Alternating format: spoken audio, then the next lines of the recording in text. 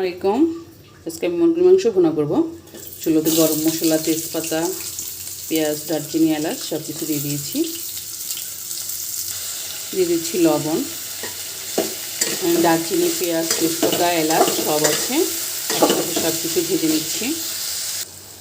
দিচ্ছি আদা রসুন বাটা, আপনি পরিমাণ মতো আন্দাজ করে দিয়ে দেবেন। দিচ্ছি মরিচ, দিচ্ছি হলুদ, আদা, ধনিয়া পাতা, জিরা। ভালো মতো কষিয়ে নেবেন। যত কষাবেন ততই মজা তরকারি।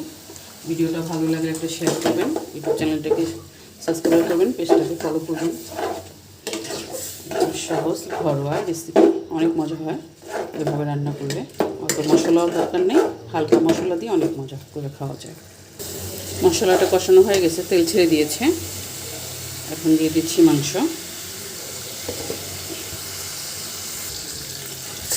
মাংসটা দিয়ে ভালো করে কষিয়ে নেবেন। এখন একটু ঢেকে দেব। মাংসটা কষানো হয়ে গেছে, আমি একটু আলু দিয়ে দিচ্ছি সাথে। আলুটা আপনার ইচ্ছা, আপনি দিতেও পারেন, নাও দিতে পারেন, কিন্তু আমি ভুনা করি যাই করি আমার একটু আলু দিলে ভালো লাগে, মজা লাগে খেতে, এটার জন্য আলু দিয়ে দিলাম। আপনি চাইলে এমনিও করতে পারেন। দিয়ে দেবো একটু পানি, কেন এটা তো ভুনা করবো, একসাথে দিয়ে দিলাম একটু পানি।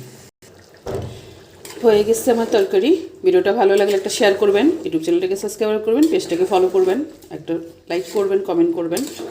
শেষ করছি, আল্লাহ হাফেজ।